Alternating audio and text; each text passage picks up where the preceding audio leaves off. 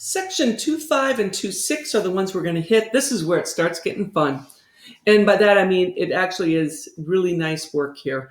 It's not hard. There's just some rules that you'll have to start memorizing, but it's very straightforward, I think.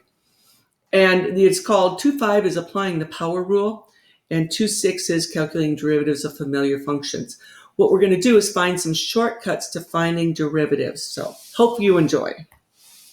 Find the derivatives easier, the shortcuts that we're after, rather than having to do the long limit as x approaches c of f of x minus f of c over x minus c. That's a lot of work every time that you wanted a derivative. So there are shortcuts. There are things that happen over and over that are very easy to predict. For one, the constant rule. The derivative of a constant is 0. And that is, if c is some real number, then the derivative of that constant is 0. The power rule. The power rule says if n is a rational number, then the function f of x equals x to the n is differentiable, and the rule is I have x, I raise it to n minus 1, I reduce the power by 1 unit, and then multiply by n. So n, x to the n minus 1 is the power rule. We will use this one a lot. For f to be differentiable at x equals 0, n must be a number such that it is defined in the open interval containing 0. So we'll see some ramifications of that. There's a special power rule. If x is just x, then its derivative is 1. And you can see that because I would have had my original function being x to the first, take the derivative, and the 1 comes down, and I have x raised to the 1 minus 1, because I reduce it by a power, and that gives me y prime equals 1 times x to the 0. And we know x to the 0 is 1, so I get 1 times 1 is 1. So it's just a very special rule, special case of the power rule. All right, let's do some work. Find the derivative of each of the following. So we know we're going to use the prime symbol because that indicates a derivative, and you always need a left-hand side. If you do not put the left-hand work on your equation, I don't know what it represents and you'll get 0 credit. So be sure and always create that left-hand side first. F prime of x equals, the derivative of x is, okay, so the rule says n comes down in front, n being our power, we're going to have 5x to the 5 minus 1. We reduce it by 1, and we have 5x to the 4th, 5 prime of x. That is a whole lot easier than doing the whole limit definition. All right, for the next one, the function's g. So what are you going to notate for showing it's a derivative? You're going to go g prime of x. What I might want to do is rewrite that original function into a rational exponent of 3/4. Remember, it's power over root. All right, so now I need to bring the n down front, my n being 3/4, so I'm going to have 3/4 x to the 3/4 minus 1. 3/4 x to the 3/4 minus, you could think 4/4 because that's the same thing as 1. Okay, now I'm getting x to the equals 3/4 x to the negative 1/4. Almost done. Do not leave a negative exponent hanging out there. So what does a negative exponent do? It moves it down to the denominator if it was sitting in the numerator. So I'm going to have 3 over 4 x to the 1/4. And let's finish up the left side so we have a nice statement here at the end. Sweet. And finally, the last one. Well, I need to know what that power is, and that power is sitting in the denominator. So let's rewrite this first. We're going to write it as x to the negative 3. It's equivalent. So y, we're going to go y prime equals, power comes down, x to the negative 3, subtract a power. We get y prime equals negative 3, x to the negative 4. Don't leave a negative exponent in your answer. So we'll write negative 3 over x to the 4th.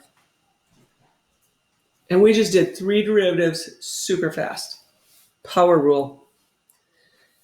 The constant multiple rule says if f is a differentiable function, and c is a real number, then c times f is also going to be differentiable. And we can even say that this c could be pulled out front. So I can remove the scalar, the multiple, and then just focus on taking the derivative of the function. So to see that in action, I notice here is a constant multiplier. So I'm going to say I've got y prime equals, always write that left side. 2 is going to be brought out, and what I'm going to focus on is taking the derivative of x to the 7th.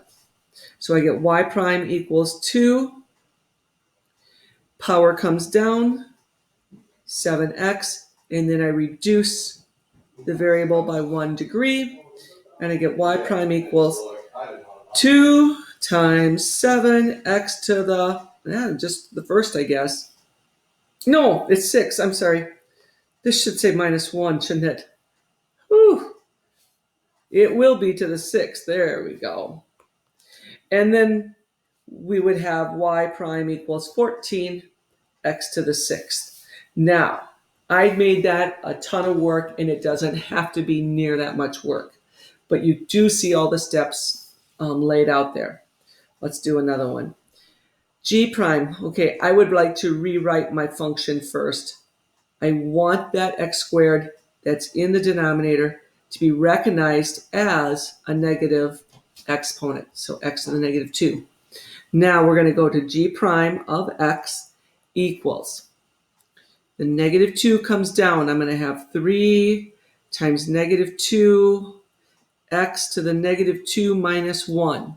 Some of this, once you start practicing these, you're going to probably do them all in one step. But for now, when you're just learning, take your time.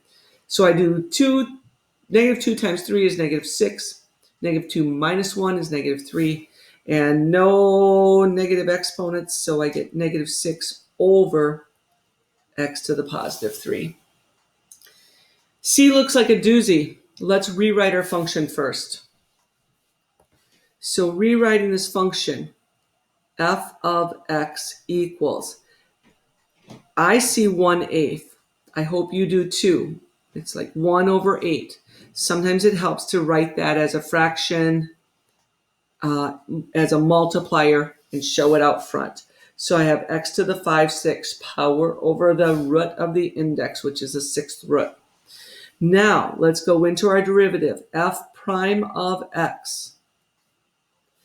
1/8 will be multiplied by the power 5/6, which is that n, and then x to the 5/6 minus 1, or minus 6/6. F prime of x equals 5 over 8 times 6, 48. X to the negative 1/6. No negative exponents allowed, so we get f prime of x equals 5 over 48 6th root of x. You could write it as a radical if you want. All right, that gave you quite a few to look at, varying styles, radicals, and so forth. And we've got a few more. Oh. I don't know.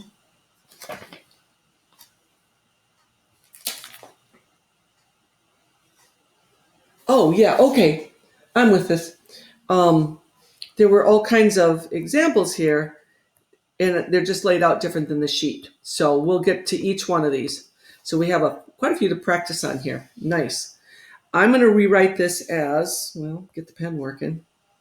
Rewrite this as 3/8 x to the 4. I think it helps if you rewrite it that way. Y prime equals 4 comes down, so I'll end up with 3/8 times 4.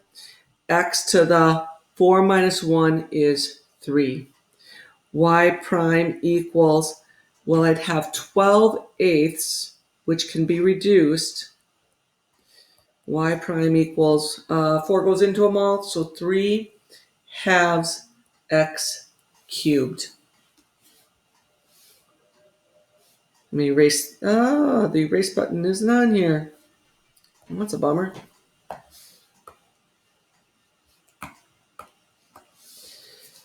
For B,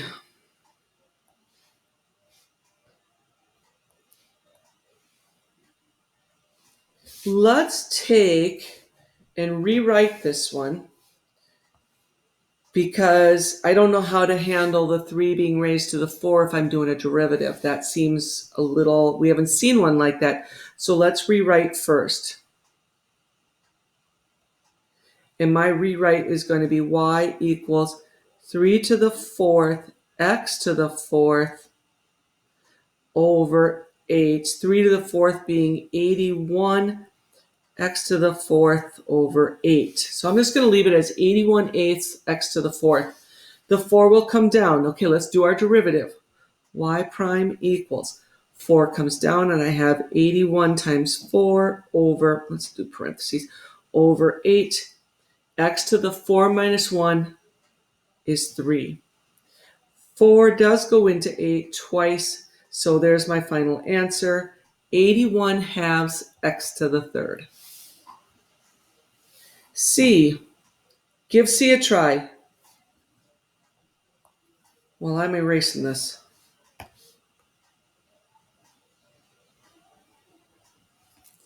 All right, for C.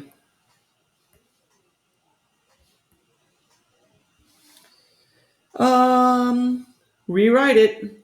Might as well just get started rewriting. Y equals 9 over 7 x to the negative 2. Okay, that's a good one, good starting point. Y prime, get to the derivative. Negative 2 times 9 is negative 18/7 x. Negative 2 minus 1 is negative 3. So I get negative 18/7 x to the negative 3. Don't leave a negative exponent, so negative 18/7 over x to the 3rd in the denominator as well. Number 9.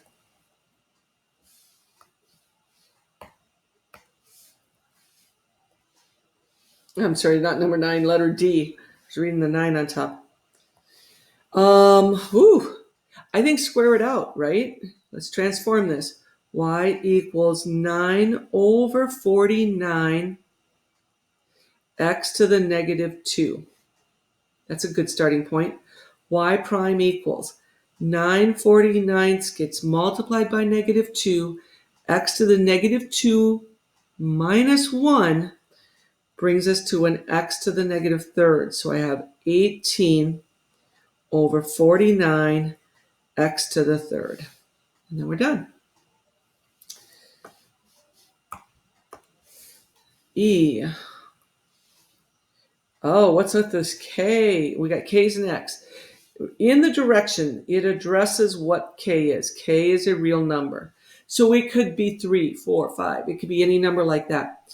So I'm going to think of this as my multiplier, the coefficient. So that's really not going to interrupt what I do here at all. Let's go to f prime of x equals 3k, push it out front, it's a multiplier. And then x to the 4th would be a 4x to the 4 minus 1. Of course, it's 3. You can write 3 if you remember it. And the derivative of a constant is 0. Derivative of a constant is 0. Okay? f prime of x would be 3 times 4 is 12k x to the third. So that would have been an x to the negative 3, so it drops to the bottom. Let's look at f.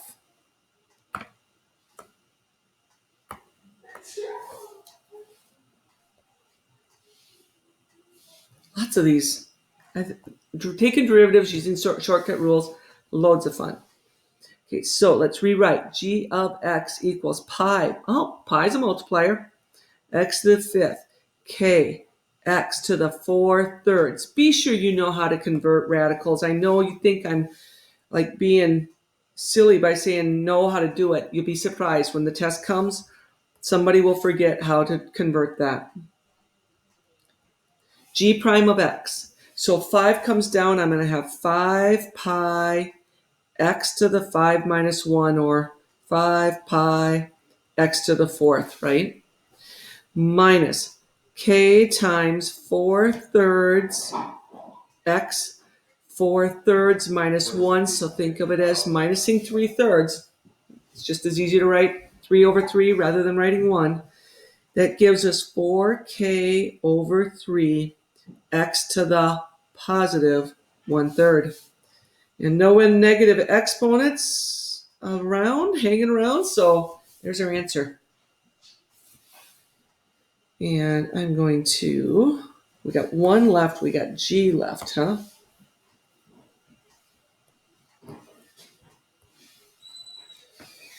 Whew, G looks busy.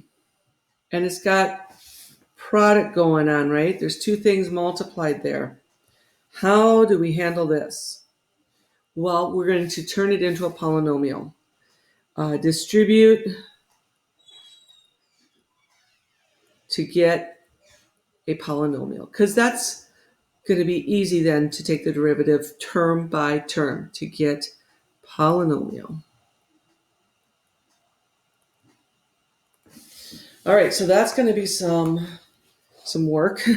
Y equals 3x cubed plus 8x squared minus 6x. Now let's work with the negative 4. Negative 12x squared minus 32x plus 24. Put like terms together so we can simplify. Nothing's going with the x cubed. We do have some x squareds. Minus 4x squared. X's, we have negative 6, negative 32, so negative 38 x not squared, and then plus 24. All right, we have a polynomial. You will take the derivative of each and every term. So here we go. Y prime, start with that left side, get that set notation going. Y prime equals 3 times 3, 3x, and then it'll be a 3 minus 1 will get me a squared. Take away the 4 would sit out front. I'd have 2x raised to the first power. So we're just reducing all these powers. 38x, 1x to the 1 minus 1, that's going to be an x to the 0. And then the derivative of a constant is 0. So let's simplify our final line here. 9x squared minus 8x minus 38, because this becomes x to the 0, which really becomes 1. So I get 38 times 1. Fabulous. You have a circuit that you can work on, and it should just be lots of power rule. There's derivative of what we just finished. Take term by term. 15x squared. Oh, I broke all my rules. Start with the left side. Y prime equals 15x squared minus, and do that out. Well, this one looks a little tricky. Let's do it together right now. Let's FOIL the top. Y equals x squared minus 5x plus 5x is gone, minus 25, because it was difference of squares factoring all over x, But that can be written as y equals x squared over x minus 25 over x. But that can be written as y equals x minus 25 x to the negative 1. Now you are sitting with a form that will be easy to swing into y prime. I promise you. You can do that now. Just trying to see if there's anything that's going to throw you off. Just assume k and b are real numbers. Distribute through. We did one of those in notes. I'm liking everything else I see there. Let's look at page 2. 11. Square this out, multiply through. This one I would think it as 1 over x plus x squared over x. Give them each their own denominator so you can get it simplified to the easiest function to work with for a derivative. Now you can go into y prime equals. Yeah, I think you're going to be okay.